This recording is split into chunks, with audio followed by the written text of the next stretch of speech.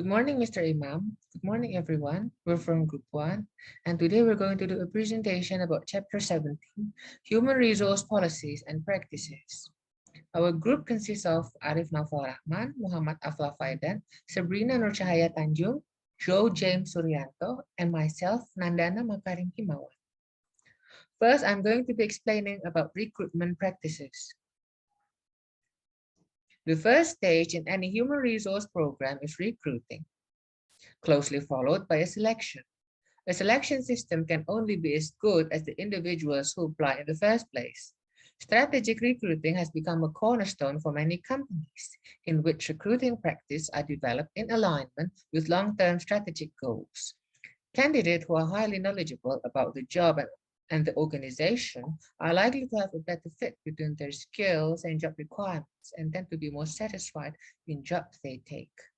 Some of the most effective recruiting techniques include internal referrals, internship program, and other methods that give potential applicants enough information to adequately evaluate the role they may be occupying. Companies are increasingly turning from outside recruiting agencies and relying on their own executives for talent searches. The most effective recruiters, internal or external, are well informed about the job, are efficient in communicating with potential recruits, and treat recruits with consideration and respect. They also use a variety of online tools, including job boards and social media, to bring in applications. Online recruiting has yielded an exponentially increased number of applications, even as the means to identify the best online recruitment sources are still developing. Social network has facilitated many connections. Some organizations are pioneering unique methods, such as online programming contests that masquerade as games to identify individuals with top skill set who may be attracted to apply for positions. Selection practices. One of the most important HR functions is hiring the right people. How do you figure out who the right people are from all candidates? Identifying the top candidates is the objective of the selection process, which matches individual characteristics, or ability, or experience, and so on. With the requirements of the job, when management fails to get a proper match, employee performance and satisfaction both suffer, with more applications than ever coming in the door. It is paramount to ensure that your organization has an effective method for identifying the most qualified applicants.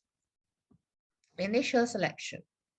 Initial selection has two types: application forms and background checks. First, I'm going to be discussing about application form. Initial selection devices are used for preliminary rough cuts to decide whether the applicants meet the basic qualifications for a job. Application forms and resumes, including letters of recommendation, are initial selection devices. Background checks are either an initial selection device or a contingent selection device, depending on how the organization handles them. Some organizations prefer to look into an applicant's background right away. Others wait until the applicant is about to be hired. Application form.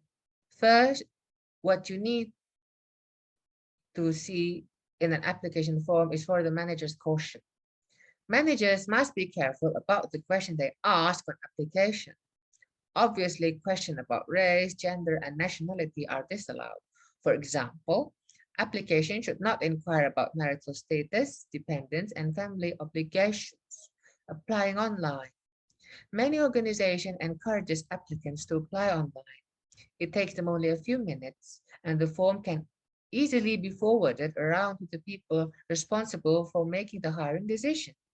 Most major corporations have a career page on their websites where prospective employees can search for available positions by location or job types, then apply online. These days, you are more likely to email or upload your resume than send anything by mail, and applicants sometimes create video resumes. Candidate preferences are constantly changing.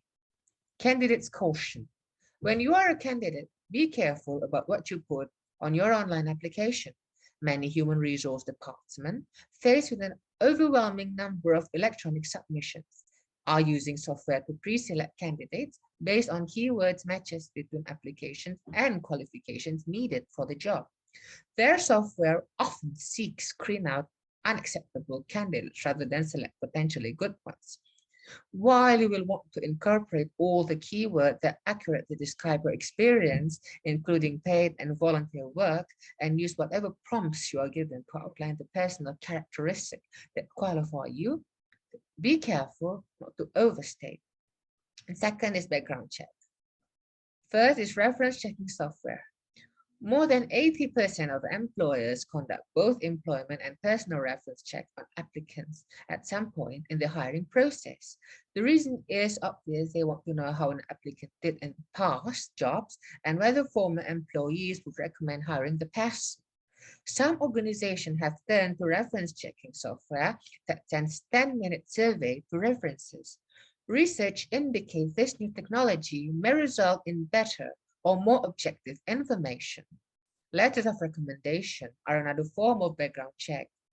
These aren't as useful as they may seem. Applicants select references who will write good things about them, so almost all letters of recommendation are positive. In the end, readers either ignore them or read between lines to try to find the hidden meaning. Social media check. Many employers search for candidates online through a general internet search, through a targeted search of social networking sites.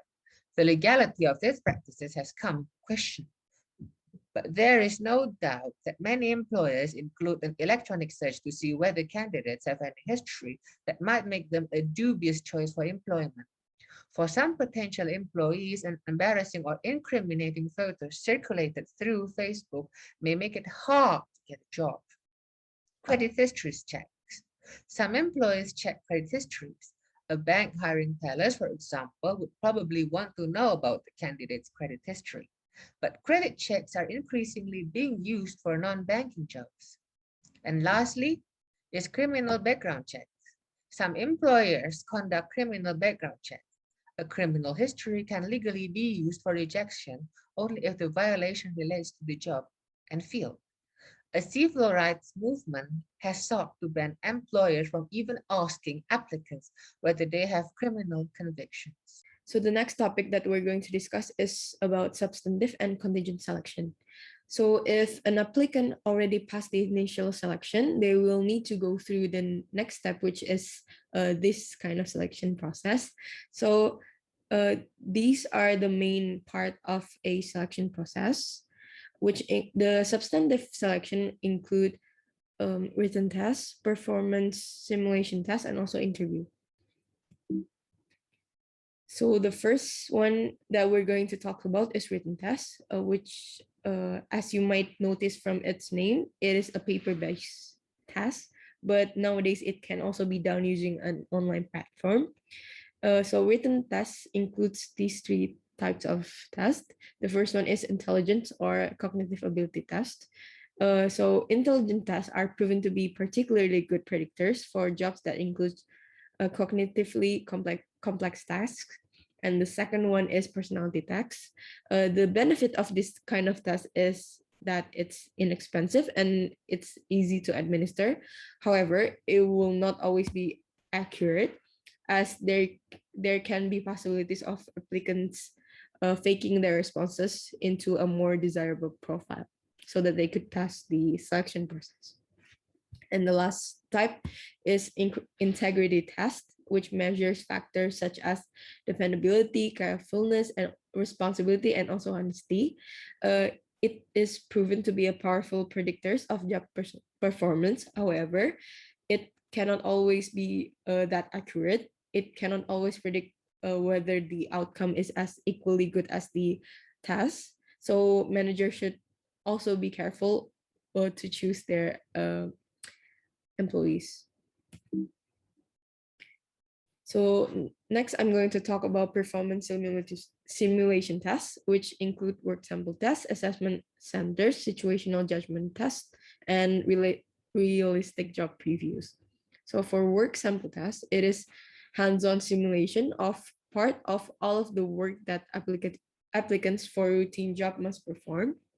How this work that is that each work sample is matched with job performance element to measure a significant um, skills, knowledge, or abilities of the applicants.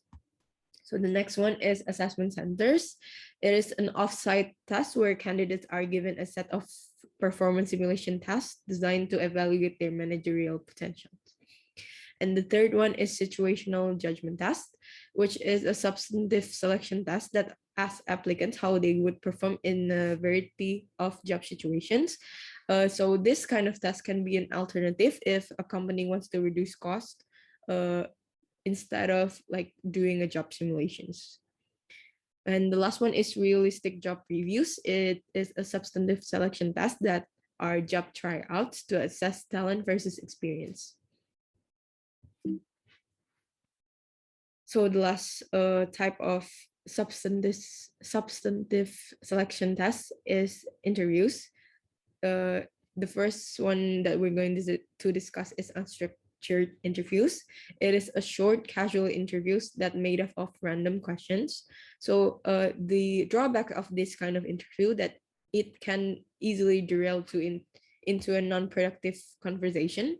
So which makes it a non-productive selection method. It's not really recommended for a manager to use this as a selection method. So the next one is structured interviews. It is a planned interviews designed to gather job-related information.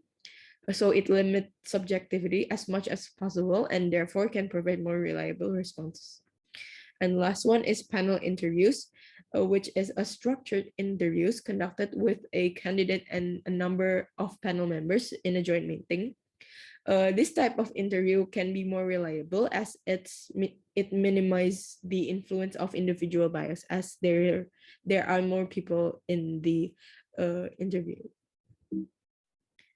So the last thing that we're going to do, the last part that I'm going to discuss today is contingent selection test. So if applicants pass the substantive selection mentioned that I already mentioned on the previous slides, they are ready to hire. However, there's this thing called contingent selection test, which is final checks. So one of the most common contingent check is drug test, which is really commonly used in many regions. Next, I'm going to discuss about training and development programs. Competent employees don't remain competent forever. Skills deteriorate and can become obsolete, and new skills need to be learned. There are 6 types of training, which are basic skills, technical skills, problem-solving skills, interpersonal skills, and civility and ethics training. Basic skills. Organizations increasingly must teach employees basic reading and math skills. These interventions can yield worthwhile improvements for the organization for many undeveloped countries. Widespread illiteracy means there is almost no hope of competing in a global economy. A research has been conducted and its result is people who have taken these courses display increased performance and better overall communications. Technical skills. Most training is directed at upgrading and improving an employee's technical skills, which is increasingly important for 2 reasons: new technology and new structural designs in the organizations. As an organization flatten their structures, expand the use of teams, and break down traditional departmental barriers, employees need mastery of a wider variety of tasks and increased knowledge of how their organizations operates. Most employees belong to a work unit and their work performance depend on their ability to effectively interact with their coworkers and bosses. Some employees have excellent interpersonal abilities, but others require training to improve listening, communicating, and team building skills. Problem-solving training for managers and other employees can include activities to sharpen their logic, reasoning, and problem-defining skills, as well as their ability to assess causation. Problem-solving training has become a part of almost every organizational effort to introduce self-managed teams or implement quality management programs. Researchers have shown that forms of incivility can decrease satisfaction, reduce job performance, increase perceptions of unfair treatment, increase depression, and lead to psychological withdrawal from the workplace. Organizations are therefore getting involved in reducing the incidence rate to improve their workplace and limit their liability. It is common for employees to receive ethics and values guidance incorporated in new employee orientations, ongoing developmental programs, or as periodic reinforcements of ethical principles. Giving employees ethics and values guidance incorporated in new employee orientations, ongoing developmental programs, or as periodic reinforcement. Sep, cut this part. Go mo ulang this slide. Civility training. Researchers have shown that these forms of negative behavior, incivility, can decrease satisfaction, reduce job performance, increase perceptions of unfair treatment, increase depression, and lead to psychological withdrawal from the workplace. Organizations are therefore getting involved in reducing the incidence rate to improve their workplace and limit their liability. It is common for employees to receive ethics and values guidance incorporated in new employee orientations, ongoing developmental programs, or as periodic reinforcements of ethical principles. Training methods. Training methods historically training meant formal training, planned and following a structured format. HR departments play a big role in this training. Formal training and development programs are in use, but much of the workplace learning takes place in informal training, unstructured and unplanned, and easily adapted situations and individuals. One of it is job training. On-the-job training methods include job rotation, apprenticeships, understudy assignments, and formal mentoring programs. The next is computer-based training. E-learning systems emphasize learner to control over the pace and content of instruction, allow e-learners to interact through online communities, and incorporate other techniques such as simulations and group discussions. The effectiveness of a training program can refer to the level of student satisfaction, the amount students learn, the extent to which they transfer the learned materials to their jobs, and or the company's financial return on investments in training. The success of training also depends on the individual. If individuals are unmotivated, they will learn very little. What creates training motivation? Personality is important. Those with an internal locus of control, high cognitive ability, and high self-efficiency learn more. The climate also is important. People need to see how the training they're receiving is directly applicable to their jobs. Finally, other training support from supervisors and coworkers has a strong influence on whether employees transfer their learning into a new behavior. In this part of presentation, I'm going to talk about performance evaluation. First, I'm going to talk about what constitutes performance at work. The first one is task performance. Task performance is the performance of the job assigned to the worker of the company. The second is citizenship, which is performance that contributes to the physiological environments of the company, just being nice or helping others. The third is counterproductivity, activities that damage the company, such as stealing, being lazy, or being late to work. A good performance means doing well on the first two behaviors, task performance and citizenship, but avoiding the third behaviors, which is counterproductivity. Then what's the purpose of the performance evaluation? Purpose of performance evaluation is first to make general HR decisions. It is whether to terminate the employees or to promote the employees. The second is to identify whether training was needed or not. The third is to provide feedback on how the organization view the employees. Then there's the criteria of the evaluation. There are three criteria of the evaluation. The first one is the individual task performance, which is the evaluation comes from the outcome of the job. For example, if you're a salesperson, the evaluation comes from on how many sales did you make in a day. Then the second is behaviors. Behaviors such as helping others, making suggestion, is also being evaluated. Same with the bad behaviors, such as being rude or neglecting others' help. Then there is traits. Traits are having a good attitude, showing confidence, or being dependable is also being evaluated. Same with the bad traits, it's also being evaluated. Who should do the evaluation? Traditionally, evaluation is done by the managers. But in today's team or in working condition, there are teams such as self-managed teams or telecommuting, which is distance the boss from the team. In this case, the task of evaluation may fall to the co-worker of the team. Another approach is to use the 360-degree evaluations, which is the method of evaluations that provides feedbacks from the employees' full circle of daily contacts, such as management, suppliers, co-workers, or subordinates. Then there's the methods of performance evaluation. Multiple methods of evaluating performance is first the written essays. Evaluator describes the employee's evaluation by writing a narrative description of the evaluation. Then there's the critical incident. Evaluators mention whether the action of employee is effective or ineffective in a specific situation. The third is the graphic rating skills. Evaluator rates the employee's performance factors on scales from for example, from 1 to 10. The fourth one is the behaviorally anchored rating scales or bars.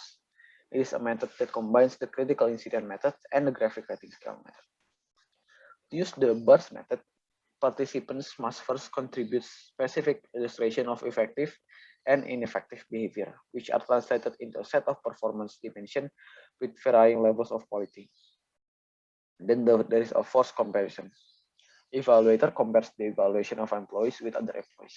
There are two types of force comparison.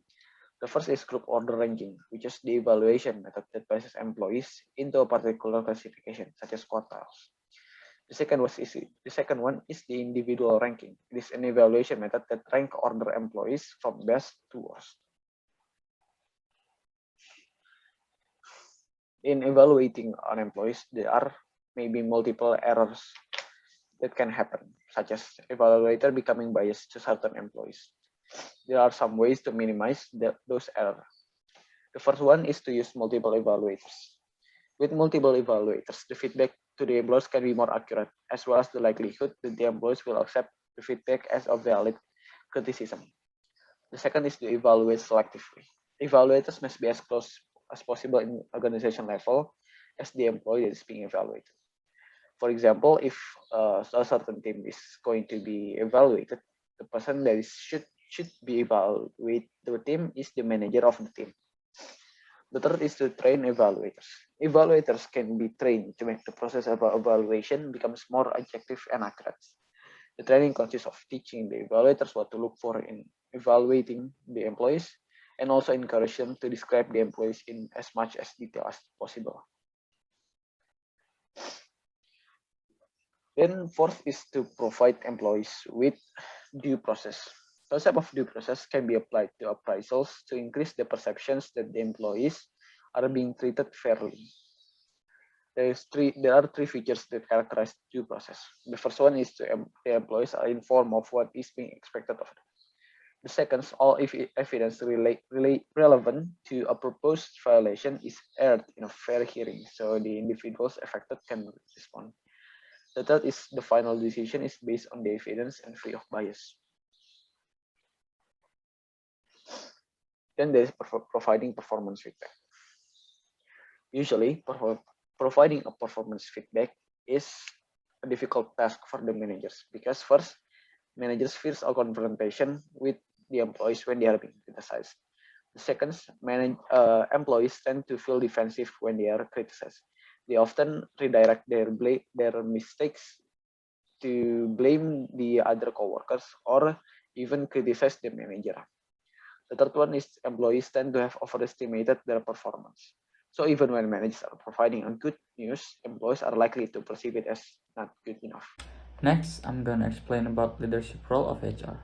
As we know, HR department have a role in recruiting, selection practices, training and development, and the performance evaluation process. However, HR also plays a key leadership role in nearly all facets of the workplace environment. The first leadership role is communicating HR practices. Leadership by HR begins with informing employees about HR practices and explaining the implications of decisions that might be made around these practices. HR practices include making information easily accessible to those who need it, self-managed and effective teams, providing security to employees, etc. By those, employees believe they can control and manage what they receive out of work when a firm properly conveys how the entire system of HR practices was formed and what role the system serves. Then, the contribution of communication and perception to HR effectiveness is considerable.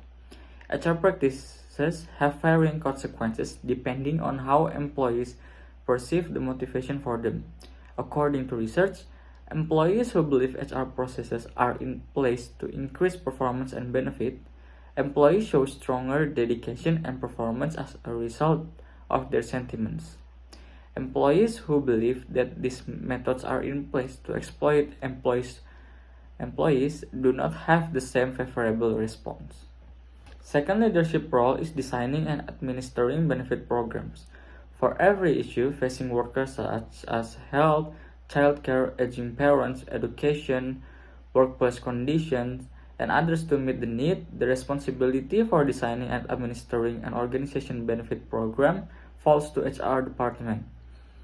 A benefit program should in concept be particularly adapted to the company culture, represent the organization's values, demonstrate economic viability, and be long-term sustainable.